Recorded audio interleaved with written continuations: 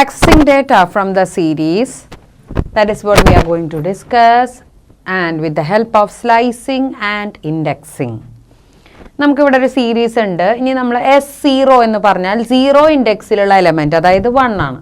ഇനി print S3 colon കഴിഞ്ഞ് 3 എന്ന് പറഞ്ഞു കഴിഞ്ഞാൽ ആദ്യത്തെ 3 എലമെൻറ്റ്സിനെ എടുക്കുക. അതേമാതിരി എസ് കഴിഞ്ഞ് കോളൻ്റെ മുൻപായിട്ട് -3, എപ്പോഴും നെഗറ്റീവ് വരുമ്പോൾ അവസാനത്തുനിന്ന് ആദ്യത്തേക്കാണ് ഉദ്ദേശിക്കുന്നത്.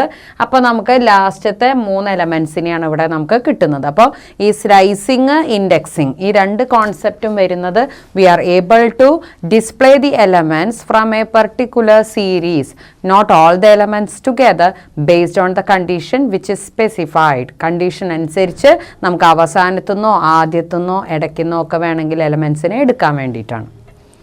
ഇനി അടുത്തതായിട്ട് retrieving the data using the label as index. Label വെച്ചിട്ട് നമ്മൾ എങ്ങനെയാണ് എടുക്കണേ നോക്കാം.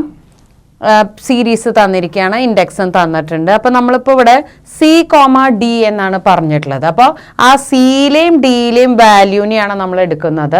അപ്പോൾ ഓട്ടോമാറ്റിക്കലി സിയിലും ഡിയിലും അതിൻ്റെ നേരെ കറസ്പോണ്ടിങ് ആയിട്ട് നോക്കുമ്പോൾ 3ഉം 4ഉമാണ് വാല്യൂ വരുന്നത്.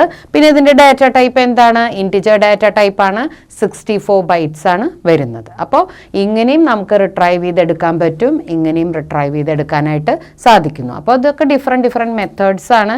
ഇതിലൂടെ നമുക്ക് എങ്ങനെയാണ് ആ പർട്ടിക്കുലർ ആയിട്ടുള്ള സീരീസിൽ നിന്നും പർട്ടിക്കുലർ ആയിട്ടുള്ള ഇൻഡെക്സുകൾ റിട്രൈവ് ചെയ്യണമെന്നാണ് നമ്മളിവിടെ കണ്ടത്.